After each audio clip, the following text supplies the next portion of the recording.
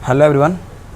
जैसा कि हम लोग अपने लास्ट वीडियो में यूरोप में राष्ट्रवाद को पढ़ रहे थे और इसका हम लोग जो है पहला वीडियो में पढ़ चुके थे कि फ्रांस में किस तरह से क्रांति हुई और कैसे वहाँ पर जो है एक राजतंत्र का संवैधानिक राजतंत्र का स्थापना हुआ। पिछले वीडियो में हमने एक मिस किया था, वहाँ पर मैंने लिखाया था आपको फ्रांस में डायरेक्टरी शासन के बारे में 1789 से 99 तक। तो यहाँ पर समझने वाला बात ये है कि मैंने क्लियर बोला था कि मैं अगला वीडियो में क्लियर कर दूँगा इसको। देखिए, फ्रांस में जो है क्रांति हुआ था 1789 में।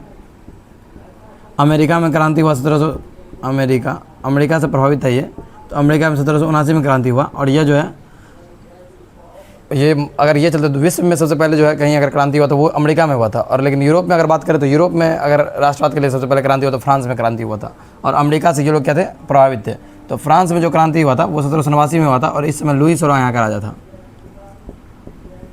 लुई 16वां यहाँ का राजा था।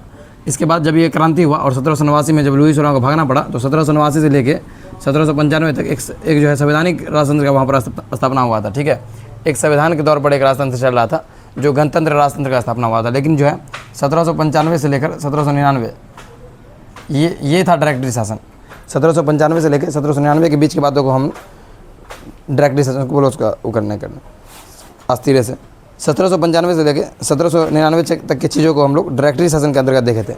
यानी कि 1795 से लेकर जो 1799 तक का समय था, ये जो शासन चला इस बीच में, इसको बोलेंगे हम लोग क्या, डायरेक्टरी शासन।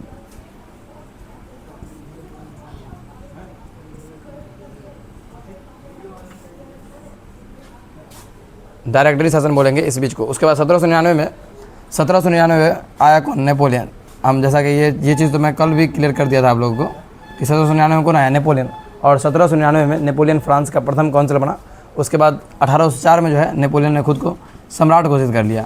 तो ये सब चीज़ कहानी कल पढ़ चुके थे और जो भी डाउट था आपका यहाँ पर क्लियर हो गया। जैसा कि मैंने कहा था कि आप अपने डाउट को कमेंट कीजिए, मैं उसको विस्तार से लेकर बताऊँगा। तो ये था हमारा जो कल का डाउट था, तो उसके बारे में मैंने बता दिया कि फ्रांस में जो है 1789 से लेकर 1789 में क्रांति हुआ लुई 16वां के खिलाफ। 1789 के बाद जो 1789 से 95 तक संवैधानिक राजतंत्र का स्थापना हुआ। फिर 95 में एक डायरेक्टरी शासन 5 लोगों के समूह ने 5 लोगों ने मिलकर शासन किया, एक समूह 5 लोगों का जिसको डायरेक्टरी शासन नाम दिया गया। वो शासन किया 1795 से लेकर 1799 तक। और 1799 में कौन आ गया, नेपोलियन। और नेपोलियन कब तक, नेपोलियन वहाँ पर प्रथम काउंसिल बना, फर्स्ट काउंसिल बना यहाँ पर। इस 5 को हटाकर पहला काउंसिल बना। उसके बाद फ्रांस खुद को, ये नेपोलियन ने फ्रांस का सम्राट खुद को कब घोषित किया, 1804 में। और नेपोलियन संहिता कोड कब लाया गया, 1804 में। नेपोलियन वाटरलू का युद्ध कब लड़ा था, 1813 में। तो इस तरह की चीज़ों को हम लोग देख रहे थे। और नेपोलियन को वहाँ पर हार भी मिली थी। उसका वियना सम्मेलन हुआ था, वियना कांग्रेस हुआ था। और वियना सम्मेलन में जो है 1915 में हुआ था और 1815 में हुआ था। और वियना सम्मेलन में कहीं ना कहीं मेटरनिक को, ऑस्ट्रिया के चांसलर मेटरनिक जो है वो उसका नेतृत्व कर रहा था। वियना जो है ऑस्ट्रिया में पड़ता है अभी वर्तमान में, और वियना ऑस्ट्रिया की राजधानी भी है। तो इस तरह की चीज़ों को हम लोग कल देख चुके थे। और पूरे जो है ये फ्रांस वाला जो मैटर था उसको हम लोग लगभग जो है ख़त्म कर दिए थे। रहने दो, करने दो, ठीक है। अब हम लोग जो है इटली का एकीकरण की तरफ बढ़ेंगे। हम बताए थे पहले भी कि ये रिविजन क्लास होगा, यानी कि रिवाइज अगर आपको पढ़ा हुआ है तो ज़्यादा बेटर आपको समझ में आएगा उसमें, और नहीं भी पढ़ा हुआ है तो बाकी आपको ऑब्जेक्टिव थोड़ा क्लियर हो जाएगा। तो आप जब इटली के संदर्भ में पढ़ेंगे तो इटली में आपको 2-3 आदमी का नाम याद रखना है। इटली में आपको मेजनी का नाम याद रखना है। इटली में आपको काउंट काबूल इटली में ही है ना, जर्मनी में हो जाएगा, इटली में ही है काउंट काबूल। यहाँ जैसे बुक में है, बुक में भी देखना होगा कुछ। इटली का एकीकरण जो है, जहाँ इटली पहले देखिए, इटली का एकीकरण देखने से पहले इटली का टॉपिक को देखेंगे तो इटली कई भागों में पहले विभाजित था। 300 छोटे छोटे स्टेट में, 300 अलग अलग राज्यों में विभाजित था इटली। उसके बाद इटली में जब एकीकरण हुआ तो उस जर्मनी वाला तो पढ़ा दिए थे, जर्मनी और इटली का सेम एकीकरण होगा।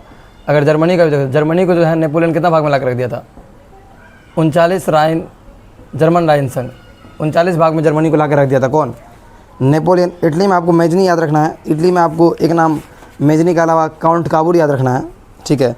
और एक गिरिबाल्डी का भी नाम इटली में ही याद रखना होगा। और विक्टर एमेनुअल भी इसी में नाम याद रखना होगा। तो जर्मनी में कौन बच जाएगा, जर्मनी में बिस्मार्क बच जाएगा। लोहे एवं रक्त की नीति का अवलंबन बिस्मार्क बच जाएगा। तो थोड़ा थोड़ा करके हम लोग पढ़ेंगे। कोई दिक्कत हो रहा है क्या, ज़्यादा उधर नहीं जाना है, अच्छा ठीक है। इटली में आपको मेजनी याद रखना है, काउंट काबूल याद रखना है, और एक क्या याद रखना है, गिरिबाल्डी के बारे में हम लोग को पढ़ना होगा विस्तार से थोड़ा। अब एक एक करके तीनों के बारे में, मेजनी के बारे में पढ़ते हैं। देखिए, इटली सबसे पहले, इटली अगर शुरुआत से देखें तो इटली कई राज्यों में, कई छोटे छोटे राज्यों में विभाजित था। इटली में जो लोगों के अंदर जो था वो राष्ट्रवाद नहीं था, सभी लोग एक नहीं थे। जैसा इटली अभी आप मानचित्र पर देख रहे हैं वो ऐसा नहीं था जैसा अभी है, ठीक है। वो कई राज्यों में विभाजित था। तो इसके बारे में अगर हम पढ़ना शुरू करें इटली 19वीं शताब्दी के आरंभ में मात्र एक भौगोलिक अभिव्यक्ति था जहाँ कई स्वतंत्र राज्य हुए करते थे, है ना। इसके कारण वहाँ अलगाव की भावना थी, लोगों में एकता नहीं था। जैसे इटली, ऑस्ट्रिया और पर्सा विदेशी राष्ट्रों का हस्तक्षेप। इटली देखो, इटली एक रूप में यानी कि एकता स्थापित होने में, यानी इटली को एक राष्ट्र के रूप में स्थापित होने में भौगोलिक समस्याओं के अलावा अन्य समस्याएं भी थी, जैसे इटली और ऑस्ट्रिया तथा और फ्रांस जैसी विदेशी शक्तियों का राष्ट्रों का हस्तक्षेप था। यानी कि इटली का एकीकरण में, इटली का ये लोग नहीं चाहता था, इसके बगल में जो कंट्री था ऑस्ट्रिया, इसके बगल में जो कंट्री था फ्रांस, इसके बगल में जो कंट्री था और भी इटली और ऑस्ट्रिया और फ्रांस जैसे विदेशी राष्ट्रों का हस्तक्षेप था इन लोग। इटली के भी कुछ लोग थे जो नहीं चाहते थे कि कभी जो है एकीकरण हो इटली का, ठीक है। अंततः एकीकरण में इनका विरोध अवश्यम भावी था। इधर राजधानी रोम भी पोप के प्रभाव में था, यानी कि राजधानी जो इटली की राजधानी भी रोम है वो पोप के प्रभाव में था, है ना। पोप की इच्छा थी कि इटली का एकीकरण स्वयं उनके नेतृत्व में धार्मिक दृष्टिकोण से हो। पोप कौन होता है? जो ईसाई धर्म में जो गुरुद्वारा होता है, ईसाई धर्म में जो चर्च होता है, उनके जो जैसे अभी मुस्लिम धर्म में मौलवी मौलाना होते हैं, हिंदू धर्म में पंडित होते हैं, पुजारी जो होते हैं, वैसे ईसाई धर्म में होता है पोप। जैसा कि हम आपको बता रहे थे कि पोप का मतलब क्या होता है, पोप के बारे में हम आपको बता रहे थे। जैसे मुस्लिम धर्म में मौलवी मौलाना होता है, हिंदू धर्म में पुजारी होता है, वैसे ही जो ईसाई धर्म में होता है उसको, ईसाई धर्म में जो चर्च होता है उनमें जो होते हैं वो उसको फादर या पोप कहा जाता है, ठीक है। तो ये जो रोम था, रोम किसके अंडर में था? तो वो रोम में जो लोग रह रहे थे वो रोम किसके प्रभाव में था? वो पोप के प्रभाव में था। और वो लोग चाहते थे कि हम, मेरे नेतृत्व में इटली का एकीकरण हो, धार्मिक दृष्टिकोण से हो, ठीक है। देखिए उसके बाद नेपोलियन के सैन्य अभियानों ने इटली के नवजागरण तथा एकीकरण के अप्रत्यक्ष रूप से ही सही परंतु महत्वपूर्ण योगदान दिया। लेकिन मैं पहले भी बता चुका आपको पिछले वीडियो में कि नेपोलियन थोड़ा बहुत आक्रमण कर करके लोगों को एक कर रहा था। नेपोलियन खुद आक्रमण करके उस क्षेत्र को जीत रहा था, और जैसे ही वहाँ पर जो, जैसे मान लीजिए यहाँ पर 2-3 इटली, मान लीजिए इटली वाला क्षेत्र है, तो ये अलग है, ये अलग है, ये अलग है, ये अलग है, ये अलग है, ये सब अलग अलग है। नेपोलियन आक्रमण किया इसमें इसमें इसमें, तो अब वो क्या कहेगा? अलग अलग हम शासन करेंगे? नहीं कहेगा। वो सब क्या कहेगा? सबको एक करके शासन करेंगे। इस सबको जो एक करके शासन करेगा, तो ये लोग तो फिलहाल एक मानने का बात ये है कि ये लोग तो एक हो गया एक समय के लिए, एक टाइम के लिए लोग एक हो गया ना, तो इन लोगों के बीच क्या हो जाएगा? क्या हो जाएगा? बोलो तुम लोग, राष्ट्रवाद का भावना जग जाएगा? नहीं जगेगा। राष्ट्रवाद का भावना जग सकता है सबके अंदर। तो कहीं ना कहीं नेपोलियन जो है राष्ट्रवाद की भावना को जगाया या नहीं जगाया? जगाया, ठीक है।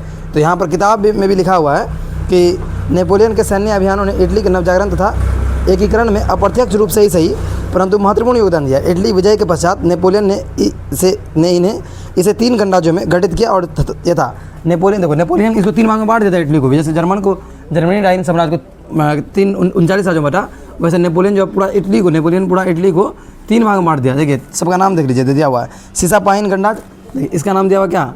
सीसापाइन गणराज्य। इधर नहीं दिख रहा है ना? नहीं दिख रहा होगा इधर, ध्यान दो वीडियो पे। इधर दिख रहा है?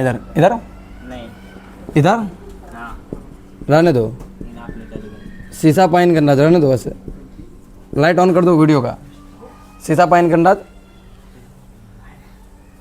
बंद करो, रोको वीडियो को।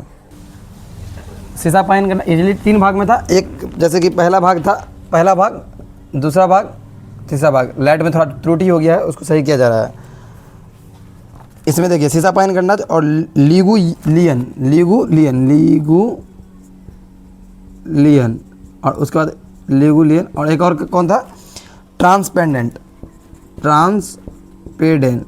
ये तीनों जो है इटली का, ये तीनों एक समय में था कि नेपोलियन इसको 3 जगह पर ला के दिया था, और तीनों क्षेत्र का नाम था। जैसे अभी इटली नाम है, जर्मनी नाम है, जापान नाम है, वैसे ये 3 सही बात है ना? ये इटली को ला के तुम लोग 10th पढ़ाओ। एगो तो यहाँ पर स्टूडेंट है जो 10th क्लियर किया हुआ है, वो भी अभी चेक कर रहा है पढ़ाई को, ठीक है। नेपोलियन के पतन 1814, नेपोलियन का पतन कब हुआ? 1814 ईस्वी में। बात सही है। वाटरलू के युद्ध के बाद वियना कांग्रेस 1815 द्वारा इटली के पुराने रूप में लाने के उद्देश्य से इटली को दो राज्यों पिंडमाउंट और सर्डेनिया का एकीकरण कर दिया गया, ठीक है। यानी कि इसको आप देखिए तो 3 भाग में बटा हुआ। वहाँ पर तो बोले क्या 39 में इसको छोड़ दिया, उसको चेंजिंग नहीं किया वियना से, लेकिन इसको बदल दिया, इसको टुकड़ा करने का प्रयास किया गया, इसको विभाजित करने का प्रयास किया गया। क्या हुआ?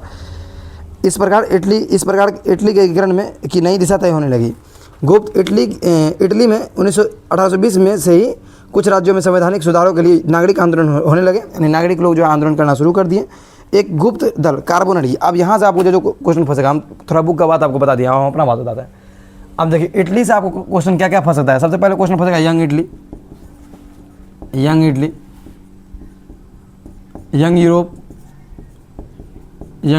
ये दोनों क्वेश्चन फंस सकता है आपको। कहाँ से? इटली के एकीकरण को लेकर, ठीक है। पूछेगा आपसे यंग इटली का स्थापना किसने किया, तो आप क्या बताइएगा? मेजनी। यंग इटली का स्थापना मेजनी ने किया था। इटली के देखिए यहाँ पर सीधा दिया हुआ है, यंग इटली का स्थापना 1831 का, वो 1831, इसका 1800 उसी में कुछ था 34, है ना। और दोनों का संस्थापक कौन था? बोलिए। मेजनी। अपने आप जो है रिकॉल करते रहिए दिमाग में अगर आपको आंसर पता हो तो, ठीक है। और देखिए मेजनी कौन था, तो मेजनी एक साहित्यकार, गणतांत्रिक विचारों का समर्थक और एक योग्य सेनापति था। इटली के एकीकरण में उसने इटली के एकीकरण करने के लिए 1831 में यंग इटली तथा 1834 में यंग यूरोप नामक संस्था का स्थापना किया। इसका मुख्य उद्देश्य इटली प्रायद्वीप से विदेशी हस्तक्षेप को समाप्त करना, जो इटली था उसे विदेशी हस्तक्षेप को समाप्त करना था, जैसे ऑस्ट्रिया का, ठीक है। हालांकि वह अपने समय में पूरी तरह से सफल नहीं हो पाया, लेकिन उसने इटली के लोगों के अंदर जो है राष्ट्रीयता की भावना को जागृत कर दिया। यहाँ पर एक और क्वेश्चन आपसे पूछा जाएगा, क्या जो पॉइंट हम बोर्ड पे लिख रहे हैं सब एकदम कन्फर्म है, ये बहुत अच्छा क्वेश्चन है, ठीक है। कार्बोनेडी का स्थापना किसने किया, कार्बोनेडी का स्थापना कब हुआ, तो कार्बोनेडी का स्थापना 1810 आएगा, 1820 के दशक में आएगा, जैसा बुक दे रहा है आपको, ठीक है। उसके बाद आपको कार्बोनेडी का स्थापना किसने किया, तो कौन किया, इसमें जो है कोई एक व्यक्ति का नाम नहीं आएगा, लेकिन कार्बोनेडी का संबंध किससे था, मेजनी का संबंध किस संगठन से था, तो क्या बताइएगा आप, सही बात है ना। मेजनी का इस पर हम थोड़ा पढ़े हैं तो इसके बारे में कोई एक आदमी, मेजनी इसका संस्थापक तो नहीं था, लेकिन इसका मेजनी का संबंध पूछता है कि इनमें से किन दल के साथ मेजनी का संबंध था, तो कार्बोनेडी के साथ जो है मेजनी का संबंध था, ठीक है। कार्बोनेडी जो है राष्ट्रवादियों द्वारा बनाया गया एक गुप्त दल था। गुप्त दल मतलब कि अंदर ही अंदर काम करता था, ठीक है। अब इसमें दूसरा नाम आपको किसका पढ़ना है, काउंट काबूर का। तो इसके बारे में, मेजनी के बारे में याद रखिएगा, मेजनी एक साहित्यकार, गणतांत्रिक विचारों का समर्थक और योग्य सेनापति था। उसका विचारधारा क्या था, गणतंत्रवादी विचारधारा था। एक नया सोच रखता था, है ना। इटली का एकीकरण का प्रयास करता था, ठीक है। इटली के एकीकरण में यही 3 लोग का नाम आपको रट लेना है। इटली के एकीकरण में मेजनी का नाम आपको ध्यान में रखना है कि इटली के एकीकरण करने का ये बहुत प्रयास किया, हालांकि ये सफल नहीं हो पाया। इटली के एकीकरण करने के लिए इसने जो है 1831 में किसका स्थापना किया, किसका, यंग इटली का स्थापना किया, और 1834 में यंग यूरोप का स्थापना किया, ठीक है। और उसके बाद आपसे बस एक क्वेश्चन ये पूछ सकता है, और इसके अलावा कि कार्बन इसमें से किस दल का संबंध मेजनी से है, या मेजनी का संबंध इनमें से किन दल से है, तो क्या बताना है, कार्बोनेड का स्थापना 1810। अगर 1810 ऑप्शन नहीं आए तो 1820 के दशक, ठीक है। आगे सुनिए। उसके बाद देखिए काउंट काबूर के बारे में अगर पूछ दे, काउंट काबूर एक सफल कूटनीतिक था, राष्ट्रवादी था, जिसे विक्टर एमेनुअल ने अपना। अब काउंट काबूर के बारे में अगर पूछ दे तो इसको देखिए, पहले तो इटली ही पढ़ाते हैं तब इसको पढ़ाएंगे, ठीक है ना। आज वीडियो पूरा ख़त्म ही करना है। तो काउंट काबूर को अपना प्रधानमंत्री, अपना पीएम किसने नियुक्त किया था, काउंट काबूर को पीएम नियुक्त किया था कौन, विक्टर एमेनुअल। क्यों, क्योंकि काउंट काबूर किस विचारधारा था, वो चाहता था कि इटली का एकीकरण हो।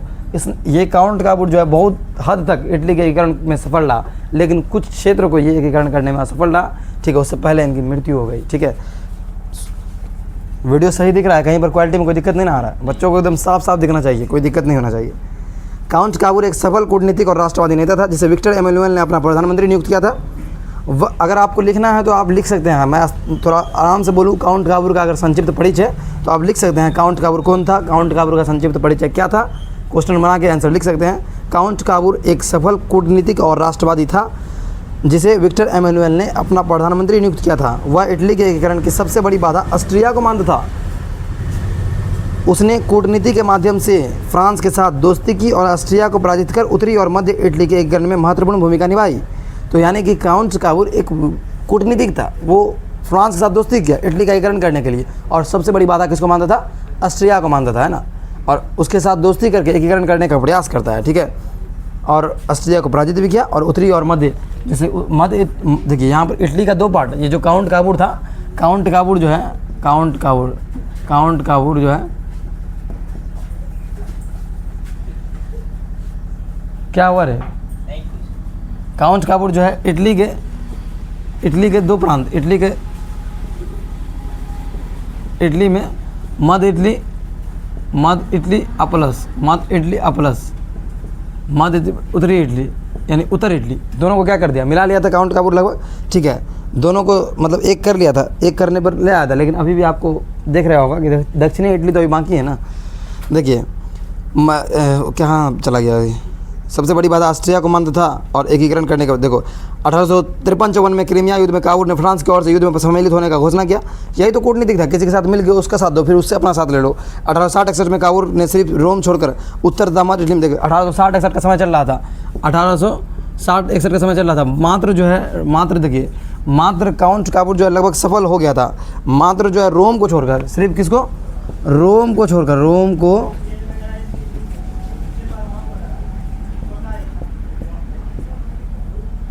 कौन है सर आए क्या, रोम को छोड़कर जो है उत्तर तथा मध्य इटली, यानी कि रोम को छोड़, यानी इटली है ये, तो इटली है तो ये रोम, मान लीजिए ये रोम वाला एरिया है, आइए मान लीजिए ऐसे अगर आप समझते हैं नॉर्थ साउथ ईस्ट वेस्ट, देखिए नॉर्थ यहाँ क्या दिया हुआ है, नॉर्थ को और मिडाइवल को, यानी इन दोनों को अगर एक कर लिया, ये तो नॉर्थ है, ये मिडाइवल है, ये साउथ हो गया। अब मान लीजिए रोम है, रोम यहाँ पर है मान लीजिए, तो इसको छोड़कर इन दोनों को एक कर लिया, इन दोनों को एक कर लिया, यानी इटली आप पहले इतना बड़ा था तो वो मान लीजिए इतना बड़ा हो गया। अब बचा क्या दक्षिणी इटली, फिर आगे बढ़ेगा। अब देखिए दक्षिणी इटली बस रह गया। उसके बाद 1862 ईस्वी में इतना तो मिलाने के बाद 60-61 में तो बहुत हद तक कर दिया ना, रोम को छोड़ के इतना मिला दिया, लेकिन 1862 में क्या हो गई। और ये क्वेश्चन आपको बहुत इंपॉर्टेंट याद रखना है। 1862 ईस्वी में इसकी क्या हो गई, मृत्यु। हम सीधे बोर्ड पर से आपको ऑब्जेक्टिव क्वेश्चन हम दिखवा देंगे, आप ऑब्जेक्टिव क्वेश्चन इटली से संबंधित लिख लेना है आपको आराम से, ठीक है। आप देखिए इतना होने के बाद अब एक और नाम पढ़ना है आपको, किसका, गैरीबाल्डी। अगर ऐसे बर्थ पूछ दे आपको, जन्म पूछ दे, जन्म सबसे पहले आपको याद रखना है कहाँ पर हुआ था, नीस नामक जगह पर हुआ था। कहाँ पर हुआ था, नीस, 1807 ईस्वी में नीस नामक जगह पर हुआ था। जो हमारे ऑफलाइन में पढ़े हुए बच्चे हैं उनको और ज़्यादा समझ में आ रहा होगा और बेहतर से समझ में आ रहा होगा, क्योंकि उन्होंने मेरे से पूरा ऑफलाइन में इसका पूरा विस्तार से पढ़ा है, तो उनको ज़्यादा जो है सूझबूझ से ज़्यादा बढ़िया समझ में आ रहा होगा। और आप लोग भी अगर ध्यान दे रहे हैं, अगर जो हमसे नहीं पढ़े हैं ऑफलाइन में, तो मैं कोशिश करूँगा कि वो भी समझे, इस चीज़ को समझाने का मैं पूरा कोशिश कर रहा हूँ। अब देखिए गैरीबाल्डी को अगर हम ले तो थोड़ा सा एक लड़का आ जाओगे यहाँ पर, गैरीबाल्डी के बारे में अगर हम बताएं आपको, तो गैरीबाल्डी देखिए, रहोगे इसलिए तुम लोग यहाँ पर, इधर का बोर्ड कितना दूर तक जा रहा है ये हमको बता के चले जाओ, यहाँ तक, ठीक है। यहाँ हम लिखा सकते हैं, यहाँ से, अच्छा उसे ऊपर भी लिख सकते हैं, यहाँ से इधर ऐसे पूरा, ठीक, इधर नहीं, इधर लाइन दिख रहा है, ठीक है, चलो जाओ, जाओ।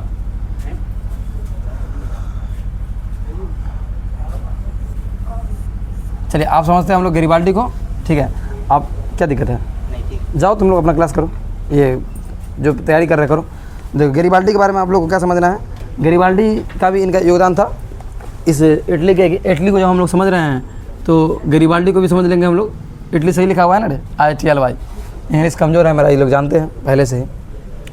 तो गैरीबाल्डी के बारे में हम क्या बताएं, गैरीबाल्डी का सबसे पहले अगर जन्म पूछ दे, गैरीबाल्डी का अगर क्या पूछ दे, जन्म पूछ दे, तो जन्म हुआ था कहाँ, नीस नामक शहर में हुआ था। और कब हुआ था, 1807 में। गैरीबाल्डी का जीवनी पता है आप लोगों को किसने लिखा है, गैरीबाल्डी का जीवनी यहाँ खुद राजा राम मोहन राय ने लिखा है ना, गैरीबाल्डी के जीवनी को लिखा है। वो इतने उपकार किए हैं इटली पर, अपने अंतिम समय में जब इटली पे बहुत सारा काम करके जब जा रहे थे, तो सब कुछ छोड़ छाड़ के, सब कुछ त्याग के चले गए थे वो, ठीक है। बहुत अच्छे ही व्यक्ति थे, इटली के एकीकरण में इनका बहुत योगदान था, बहुत रोल रहा है इनका, तो इन बात को भी समझिएगा। जाओ तुम भी देखना वहाँ पर, जो देखेगा जाओ, हम अकेले बना लेंगे वीडियो, कोई दिक्कत नहीं है। यहाँ पर आपके वीडियो बनाने में बहुत सारे आपके सहयोगी होते हैं, कैमरा के पीछे भी कुछ लड़के होते हैं, लड़के सब होते हैं जो यहाँ पर बड़ा काम करते रहते हैं, लाइट को ठीक करना, वीडियो कैमरा को चलाना, बहुत ही मेहनत लगता है आपका एक वीडियो को बनाने में। इसलिए आप लोग उतने मेहनत से पढ़िए। मैं ये चाहता हूँ कि आप तक जो कंटेंट पहुँच रहा हो, जो वीडियो पहुँच रहा हो, इससे आपको लाभ पहुँचे। हंसी मजाक में इसको उड़ा देना ये कहीं भी उचित नहीं है, ठीक है। तो आप उनको सही से पढ़िए। आपका जो रियल समय है, जो बहुत ही बेहतर, आज का मेरा क्लास थोड़ा लंबा हो सकता है, ये आपका जो ये समय है, ये बहुत गोल्डन अपॉर्चुनिटी है आपके पास। अभी अगर आप सीखते हैं चीज़ों को, अभी से आपका सब सब्जेक्ट अगर पकड़ रहेगा, तभी आप आगे चल के कुछ कर पाएंगे। क्योंकि इस देश में अगर आप शिक्षित नहीं हैं, अगर आप बढ़िया से जानकार नहीं हैं, अगर आप खुद के बल पर आगे नहीं बढ़ पाइएगा, तो इस देश में कुछ नहीं होने वाला है आपका। हमारा और आपका इस देश में कोई नहीं सुनने वाला है। यहाँ पर सिर्फ नेता लोग जो है कान में तेल लेकर सोए हुए हैं, जैसा कि अभी आप देख भी रहे हैं हाल फिलहाल में। आजकल आप न्यूज़ देखा कीजिए, न्यूज़ को फॉलो कीजिए, न्यूज़ चैनल को फॉलो मत कीजिए। वो जो नेशनल मीडिया है वो तो पूरा बिक ही गई है। हमारी नेशनल मीडिया तो पूरी लग रहा है कि कुछ क्या दिखा रहे हैं, कुछ समझ में नहीं आ रहा है। तो आप सोशल मीडिया के थ्रू न्यूज़ तक जा सकते हैं, ठीक है। सही न्यूज़ देखिए, कोई न्यूज़ जो सही है वो देखिए। किसी मैं न्यूज़ चैनल का नाम नहीं ले सकता हूँ कि कोई गलत है या कुछ भी। तो हमारी नेशनल मीडिया कहीं कहीं पर कुछ त्रुटियाँ दिखा रही है, तो उस पर थोड़ा बचिए उस चीज़ से, और सही चीज़ को पकड़ के चलिए। अगर आप पढ़ लिख लीजिएगा तभी आपका उपकार हो पाएगा, ठीक है। बाकी फिर कुछ नहीं हो पाएगा। अगर पढ़ लिख के अच्छे पद पर पहुँच जाइएगा, पढ़ लिख लीजिएगा, कुछ अपने घर का इनकम सोर्स लाने के लायक आप हो जाइएगा, तभी आपका घर ठीक होगा, तभी आप ठीक होइएगा, तभी आप आगे बढ़ पाइएगा। नहीं तो फिर वही हाल हो जाएगा, जाके थाली पीटते रहिए, ठीक है, और कुछ नहीं है।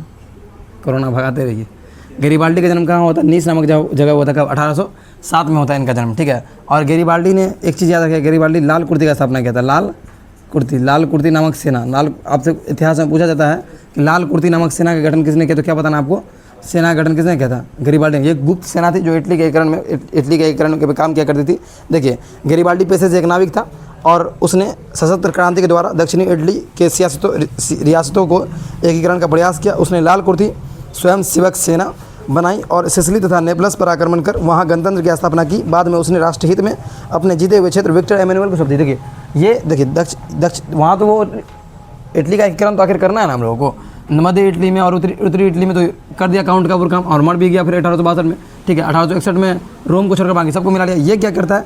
ये करता है दक्षिणी, ये रोम पर हालांकि योजना बनाता है कि रोम पर हम आक्रमण करें, लेकिन जब काउंट का वोट से मिलता है तो इनके विचार बदल जाते हैं वहाँ पर और इन दोनों का विचार करता है कि फिर नहीं करते हैं।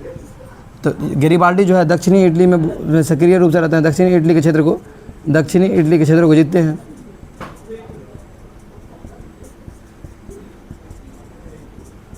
दक्षिणी इटली के क्षेत्र पर विजय प्राप्त करते हैं। ठीक है और ये लाल कुर्ती का गठन, अब अगर पूछ ले क्वेश्चन कि लाल कुर्ती का गठन भारत में किसने किया तो याद रखिएगा खान अब्दुल गफ्फार खान ने लाल कुर्ती नामक सेना का गठन किया था। ठीक है उसके बाद तो इसमें कुछ है नहीं और एक साधारण किसान का जीवन व्यतीत करने लगते हैं ये। आप इससे देखिए, अब इससे क्वेश्चन बनेगा आपको बहुत तगड़ा वाला। देखिए यहाँ दिख रहा है आपको, ये अगर आपको दिख रहा है तो ये पूरा पेज जो है ऑब्जेक्टिव क्वेश्चन से भरा हुआ है। ये मैंने आप लोग के लिए तैयार करके रखा है पहले से। गुप्त दल कार्बोनरी गठन कब और किसने किया? पहला क्वेश्चन, गुप्त दल कार्बोनरी का गठन कब और किसने किया? ये आपका पहला क्वेश्चन है। ठीक है तो गुप्त दल कार्बोनरी का गठन, जैसे यहाँ पर मैं लिखता हूँ कार्बोनरी, हालांकि तीनों के बारे में तो हम पढ़ ही नहीं लिए थोड़ा थोड़ा, अब हम इसके बारे में बताते हैं ना। कार्बोनरी गुप्त दल जो कार्बोनरी था उसका गठन कब और किसने किया? 1810 में। आप देखिए हम कहें ना आपको भाई कब और किसने क्या हम बोल रहे हैं, तो कब क्या तो 1810 में क्या, किसने क्या अगर आ जाए तो भाई आपको मजबूरन क्या मारना होगा। काहे दौड़ बड़ा कर रहा है, बैठो ना सही जगह। अगर किसने क्या तो फिर आपको बोल रहे हैं मेजनी मारना होगा, क्योंकि मेजनी है नहीं, मेजनी का संबंध इनसे था। ठीक है मेजनी इसमें सक्रिय रूप से थे, इसीलिए ऐसा दिया गया है, ऐसा स्थापना ये नहीं की थे। यंग इटली, अब दूसरा क्वेश्चन आपसे क्या पूछ रहे हैं, यंग इटली का स्थापना कब और किसने किया? यंग इटली, यहाँ जो आप हम बताने जा रहे हैं ये रामबाण है, इसी से आपका ऑब्जेक्टिव कहीं निकल जाएगा। ठीक है यंग इटली का स्थापना कब और किसने किया? यंग इटली 1831 में किसने किया? मेजनी ने। यंग यूरोप 1834 किसने किया? मेजनी ने। ठीक है उसके बाद आपको आएगा सर्डेनिया पिंडमाउंट का शासक कौन था? चार्ल्स एडवर्ड, यानी सर्डेनिया पिंडमाउंट का शासक इससे पहले कौन था? चार्ल्स एल्बर्ट था। ठीक है और 1848 के समय सर्डेनिया पिंडमाउंट के नए शासक के रूप में कौन चुने गए? Victor Emmanuel. कौन चुने गए? Victor Emmanuel. ठीक है क्रीमिया का युद्ध कब और किन दूसरे के बीच हुआ? क्रीमिया का युद्ध जो है 1853-54 में हुआ। ठीक है रूस और क्रीमिया के बीच हुआ। हालांकि इसके बारे में आपको अगला कोई चैप्टर अगर मिल जाए या फिर समय मिल जाए तो क्रीमिया युद्ध बताएंगे आपको कि कैसे ओटोमन साम्राज्य भी इसमें इन्वॉल्व था। ठीक है गैरिबाल्डी पेशे से क्या था? एकदम बेसिक क्वेश्चन, गैरिबाल्डी पेशे से क्या था? ये क्वेश्चन पूछता है कभी कभी एग्जाम में हल्का हल्का। क्या था? एक नाविक था। क्या था? नाविक समझते हो तुम लोग? नाविक नहीं समझते हो? नाव चलाने वाला को बोलते हैं नाविक। ठीक है गैरिबाल्डी पेशे से क्या था? नाविक। गैरिबाल्डी किस क्रांति के द्वारा इटली के एकीकरण करना चाहता था? गैरिबाल्डी जो है सशस्त्र क्रांति करके, कौन सा क्रांति करके? सशस्त्र। भगत सिंह वाला दिमाग था इसका, समझे? सशस्त्र मतलब कि शस्त्र के साथ, शस्त्र अस्त्र के साथ। भगत सिंह बोले थे ना, क्या बोले थे भगत सिंह? भगत सिंह भी चाह रहे थे कि सशस्त्र क्रांति हो। ठीक है हम लोगों को आज़ादी ऐसे नहीं मिलने वाला है। आज़ादी जो हमारे देश में हम लोगों को मिला ऐसे ही नहीं मिला। भगत सिंह की विचारधारा से भी मिला, गांधीवादी विचारधारा से भी मिला, कुछ पुराने विचारधारा से भी मिला और कुछ नए विचारधारा से भी मिला। सभी लोगों का थोड़ा थोड़ा हमारे आज़ादी में योगदान है। ऐसा हम किसी एक व्यक्ति को या गांधी को सिर्फ मान लें कि गांधी जी ही सिर्फ आज़ादी दिलाए तो ऐसा गलत होगा कहना। अगर हम यही मान लें कि सिर्फ भगत सिंह ही आज़ादी दिलाए तो ये भी गलत होगा कहना। सभी लोगों का थोड़ा थोड़ा योगदान था इस देश को आज़ादी दिलाने में, है ना। ये बात को आप समझना होगा। हालांकि गांधी जी को हम लोगों को पढ़ना होता है। गांधी जी अपने आप में एक बहुत बड़े व्यक्ति थे, भगत सिंह भी अपने आप में एक बहुत बड़े व्यक्ति थे। ठीक है कुछ बच्चों के क्लास में हमेशा डाउट रहता है कि भगत सिंह सर गांधी जी क्यों नहीं बजाए, तो उसके बारे में हम लोग कक्षा जो है ये जो चैप्टर 4 है मैं एक बढ़िया सा क्लास गांधी जी के बारे में उसमें लूँगा और उसमें बताऊँगा कि गांधी जी और भगत सिंह क्या मैटर था वहाँ पर। ठीक है तो मैं अभी चर्चा नहीं करना चाहता हूँ उस पर। अभी आप देख ही रहे हैं, अगर आप गांधी जी को से परिचित होना चाहते हैं या गांधी जी को थोड़ा बहुत जानना चाहते हैं, थोड़ा बहुत देखिए गांधी जैसा व्यक्तित्व तो मिलना मुश्किल है। वो एक ऐसे व्यक्तित्व थे जिनको हम लोग देखे हैं, कई तरह के क्रांतियों को किए हैं। वो एकदम सत्य को मानने वाले अहिंसावादी थे, उसको तो हम लोग देख ही रहे हैं। लेकिन अगर गांधी जैसा व्यक्तित्व अगर आपको अभी के समय में देखना है, अभी वर्तमान समय में गांधी जी का अगर आपको रियलाइज़ करना है कि कैसे होते होंगे गांधी जी, क्या करते होंगे, तो आप एक नाम बता देता हूँ आपको, सोनम वांगचुक का नाम आपको याद रखना होगा। सोनम वांगचुक जी वही काम कर रहे हैं जिन्होंने गांधी जी, जैसे गांधी जी क्या करते थे, सोनम वांगचुक भी आगे हंगर स्ट्राइक पर बैठे हुए हैं। हालांकि वो बात अलग है कि गांधी जी को उस समय अंग्रेज डरते थे गांधी जी कहीं मर न जाए, तो उसके लिए बार बार अंग्रेज जाते थे अनशन तोड़वाने के लिए। लेकिन आज के समय में हमारी सरकार जो है बहरी हो गई है, हमारी सरकार गोदान नहीं रही है किसी को। सोनम वांगचुक को आज जो है जंतर मंतर से उठा लिया गया है। आज का न्यूज़ अगर आप लोग देखिएगा तो सरकार क्रूरता से पेश आ रही है। ये सरकार, हमारी सरकार जो है अभी कहीं ना कहीं अगर हम थोड़ा सा इतिहास के पन्नों को पढ़ेंगे और अभी पढ़ेंगे तो हमें ऐसा रियलाइज़ होगा कि हमारी सरकार तो अंग्रेज़ से भी बदतर हाल कर रही है हमारे यहाँ। अभी हमें तो लोकतंत्र का जो डेमोक्रेसी मिला वो बस नाम भर का है, डिक्टेटरशिप चल रहा है यहाँ। अगर आप अध्ययन करेंगे तो हम लोग तो किसी को उतना किसी को तो बोल नहीं सकते हैं यहाँ पर। अगर मैं ज़्यादा बोल दूँगा तो मेरा भी चैनल बंद हो जाए, कोई गारंटी नहीं है उस पर। तो यहाँ तो डिक्टेटरशिप चल रहा है, इसको छोड़िए। आप लोग के अंदर भी विचारधारा होना चाहिए, समझ होना चाहिए कौन सही है जा रहा है और कौन गलत जा रहा है, कहाँ पर सही है। सही के साथ आपको खुल के रहना है और गलत के साथ नहीं रहना है एकदम, ठीक है। समर्थन करना है सही का खुल के, है ना। विरोध करना है तो खुल के विरोध करना है, बात खत्म, ठीक है। तो हम लोगों को इस चीज़ को समझना होगा। अभी आपको समझना होगा कि सोनम वांगचुक जी सही हैं कि हमारी सरकार सही है। हमारी सरकार गलत है तो हम छात्रों के साथ गलत है, कैसे गलत है, तो इस चीज़ को समझना होगा आपको। आप भी कल होकर जाइएगा कंपटीशन एग्जाम देने, आप भी एग्जाम दीजिए। आपके घर का स्थिति मान लीजिए ख़राब रहेगा, आप एक अभी कहिएगा आप क्या करेंगे जान के कुछ भी, मैं 10वां में हूँ, मैं क्या करूँगा इसको पढ़ के। अभी अगर आपके दिमाग में यही है तो आप 2 साल 3 साल बाद आप कंपटीशन में बैठिएगा। आप इंटर कर लेते हैं, मान लीजिए इंटर करके बैठिए या ग्रेजुएशन करके बैठिए, आपके साथ भी यही होगा। आपको एक एग्जाम में 5,000 रुपये खर्च होगा, घर आइएगा एग्जाम कैंसिल हो जाएगा। 5,000 रुपये आपको लाना मुश्किल हो जाएगा, कमाना मुश्किल हो जाएगा। समय आएगा वैसा। अगर आप अभी चुप बैठते हैं तो कल होगा आपके साथ भी ये चीज़ होगा, ठीक है। इस चीज़ को आप लोग समझते हुए चलिए, गलत को गलत कहना सीखिए। अब इसके बारे में हम लोग देख लिए इटली का एकीकरण, बाद में तो गैरिबाल्डी आ गया। गैरिबाल्डी भी बहुत कुछ योगदान दिया, ठीक है।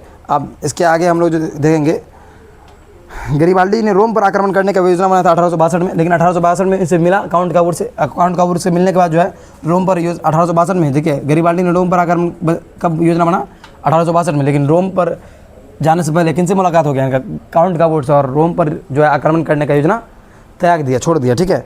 गैरिबाल्डी इसके बाद रोम पर आक्रमण का विचार त्याग देते हैं, ठीक है। काउंट काबूर से मिलने के बाद काउंट काबूर की मृत्यु हालांकि 1862 में हो गई। फ्रांस और पर्सा के बीच जो युद्ध हुआ 1870-71 में, ये तो बाद की कहानी है, ये तो आ जाएगा अगला टॉपिक में आ जाएगा। इटली का एकीकरण जो है इसी तरीके से 1860-61 में ये हुआ। फिर कुछ काम गैरिबाल्डी ने किया, दक्षिणी इटली के क्षेत्रों को विजय किया। किसको दे दिया, विक्टर एमेनुअल को दे दिया। और विक्टर एमेनुअल ने इस पर काम करते करते करते करते 1871 में पूर्ण रूप से इटली का क्या कर दिया, इटली का क्या किया, एकीकरण किया, इटली को एक कर दिया, ठीक है। तो ये था हमारे इटली का कहानी। हमारे नहीं इटली का, हमारा तो भारत है, ठीक है। इटली की कहानी था। अभी हम लोग उस चैप्टर को पढ़ रहे हैं तो थोड़ा सा घुसे हुए हैं उसमें, इसीलिए थोड़ा सा बोल दे रहे हैं, लेकिन हमारा तो भारत है ना। इटली का एकीकरण हो गया, ठीक है। और इटली अभी बहुत सारा चर्चा में रहता है, पता है आपको, पता होना चाहिए। मोदी जी का नाम जुड़ता है इटली से, पता है आप लोगों को। मेलोनी का नाम सुने हैं आप लोग, हालांकि बोलना तो नहीं चाहिए, वो भी एक देश के प्राइम मिनिस्टर हैं, ठीक है। मोदी जी का नाम जुड़ता है उनसे, बच्चे बहुत ही उस पर मीम्स बना हुआ है, बच्चे बहुत देखते हैं उसको, ठीक है।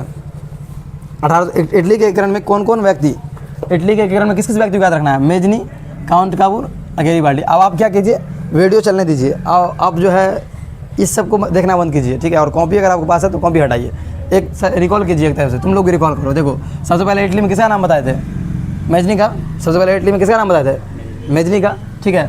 और मेजनी के बारे में क्या बताते हैं, मेजनी एक साहित्यकार था, गणतांत्रिक विचारों का समर्थक था, ज़्यादा उधर नहीं जाना है, ठीक है। मेजनी एक साहित्यकार था, गणतांत्रिक विचारों का समर्थक था और लोकप्रिय एक सेनापति भी था, नहीं था, यही नहीं बताते मेजनी के बारे में। और मेजनी के बारे में जब हम पढ़ा रहे तो तुमको क्या बताया, मेजनी ने किस संघ का स्थापना किया था, बताओ। यंग इटली और यंग यूरोप, यंग इटली और यंग यूरोप का स्थापना किया। यंग इटली का स्थापना मेजनी कब किया था, 1831 में। यंग यूरोप का स्थापना कब किया था, 1834 में। यंग इटली का स्थापना किसने किया था, मेजनी ने। यंग यूरोप का स्थापना किसने किया था, बस यही सब तो पूछेगा, उससे थोड़े कुछ पूछेगा। ये 1-2 क्वेश्चन तो ऐसे हो गया, मेजनी कौन था ये पूछ देता है। मेजनी ने किस संस्था का स्थापना किया था, यंग इटली का स्थापना मेजनी ने कब किया था। कितना मिनट का वीडियो हुआ बाबा, 23। अच्छा इटली को ही खत्म करते हैं, फिर जर्मनी भी स्टार्ट कर देंगे। अगला वीडियो इसको जर्मनी को दूसरा वीडियो में डाल देंगे, ठीक है। मेजनी ने किस संस्था का स्थापना किया था, यंग इटली और यंग यूरोप। तुम लोग भी बोल सकते हो, कोई दिक्कत नहीं है। जिसको समझना है समझे बैठ के, जिसको नहीं समझना है वीडियो काट के भाग जाए, ठीक है। यंग इटली का स्थापना कब हुआ था, 1831 में। यंग यूरोप का स्थापना कब हुआ था, 1834 में। कौन क्या था, मेजनी ही किया था। उसके बाद हम क्या बताए तुमको, मेजनी के बारे में क्या रखना है, कार्बोनेडी का स्थापना कब हुआ, 1810 में। मेजनी का संबंध किस दल से था, कार्बोनेडी से। किस दल से था, हो गया, मेजनी खत्म। उससे ज़्यादा आपको याद है, इतिहासकार ने नहीं बनाया, इतिहासकार छापना है इतिहास का, कि इटली का इतिहास को छापना है तुमको, नहीं छापना है, हम लोग को तो पढ़ना है इटली के बारे में बढ़िया से, जो हमारे 10th के एग्जाम में आना चाहिए। ठीक है, जो चीज़ आपको समझना है वो अपने देश का समझिए, जो हम बीच में बोल के चले भी गए, आगे भी बढ़ गए, उसको सोचिएगा, विचार कीजिएगा उस पर। ठीक है, अब आगे देखिए किसका नाम आया है, किसका नाम आया, काउंट काबूर का। पहला व्यक्ति, दूसरा व्यक्ति और तीसरा व्यक्ति। तो काउंट काबूर के बारे में, काउंट काबूर किसका प्रधानमंत्री था, विक्टर एमेनुअल का। विक्टर एमेनुअल का प्रधानमंत्री कौन था, काउंट काबूर। काउंट काबूर जो है इटली के एक करने में, मध्य इटली और उत्तरी इटली को एक करने में सफल रहा, मध्य इटली और उत्तरी इटली को एक कर, लेकिन कौन छूट गया उससे, रोम छूटा। 1860-61 में जो है रोम, 1860-61 तक जो है इतना काम कर लिया, लेकिन किसको छोड़ दिया, रोम को। ठीक है, इसका इसका मृत्यु ही कब हो गया, 1860-61 में इतना काम किया, रोम छूट गया, मृत्यु 1862 में हुआ। 1862 में किससे मिला था, गैरिबाल्डी से। गैरिबाल्डी सोच रहा था कि हम रोम पे आक्रमण कर दें, क्योंकि रोम छूट रहा था। तो रोम पर आक्रमण करने की योजना जो गैरिबाल्डी बनाता है उसको कौन करता है, कहता है थमो थोड़ा सा प्लानिंग करके करेंगे, लेकिन वो पहले प्यारा हो गया ऊपर वाला का। ठीक है, खत्म कहानी। तो उस तो छुड़िया गया। और ऊपर से गैरिबाल्डी जब आया, गैरिबाल्डी पैसे से क्या था, नाविक था। उनका जन्म 1807 में हुआ था, कहाँ पर, नीस नामक शहर में। ये सब ऑब्जेक्टिव बनता है एक नंबर का, तुम लोग भी ध्यान दो, तुम्हारा भी बोर्ड एग्जाम होगा, तुमको भी ध्यान देना होगा। नम्मा का हो ना तुम लोग, अभी 6-7 महीना के बाद 10वां चलिए जाओगे। गैरिबाल्डी का जो है संगठन का क्या नाम था, लाल कुर्ती। इंडिया में अगर पूछेगा लाल कुर्ती किसका संगठन था, क्या बताओगे, खान अब्दुल गफ्फार खान। क्या बताओगे, खान। सीमांत गांधी के नाम से किसे जानते हैं इंडिया में, खान अब्दुल गफ्फार खान को जानते हैं। ठीक है, और लाल कुर्ती नामक जो सेना का गठन किया था, सशस्त्र क्रांति करा था। ये गैरिबाल्डी कैसा क्रांति करता है, सशस्त्र क्रांति, यानी सशस्त्र, यानी कि शस्त्र के साथ। ठीक है, गैरिबाल्डी जो है दक्षिणी इटली के पर अपना प्रभाव रखता था। दक्षिणी इटली के क्षेत्र थे सिसिली और नेपल्स, उस पर आक्रमण करके अपना क्षेत्र में जीत लिया था। जीत को किसे दे दिया, विक्टर एमेनुअल को देता चला गया। ये नहीं कि वहाँ का राजा बन गया, ऐसा नहीं किया। ठीक है, ऐसा नहीं कि डिक्टेटरशिप बोला। अभी देखते हैं सत्ता के भूखे हैं लोग, है ना, गद्दी छोड़ नहीं रहे हैं। ठीक है, शर्म नहीं हो रहा है जो लोग को। ठीक है, किसी का नाम नहीं बोल सकते हैं, लेकिन बहुत सारा देश में हम देखते हैं सत्ता के क्या है, भूखे हैं लोग। ठीक है, लेकिन यहाँ पर देखिए गैरिबाल्डी जैसा व्यक्ति जो इटली के 2 क्षेत्र को जीत गया, लेकिन वहाँ का राजा नहीं बना, किसको दे दिया, विक्टर एमेनुअल को देकर चला गया और एक साधारण किसान का जीवन व्यतीत करने लगा। कौन, गैरिबाल्डी। ठीक है, और गैरिबाल्डी का जीवनी कौन लिखा है, राजा राम मोहन। राजा राम मोहन राय को जानते हो, भारत के हैं वो, सती प्रथा पर बैंड लगाए थे, वो बैंड लगाए थे सती प्रथा पर, नहीं पढ़े उसके बारे में।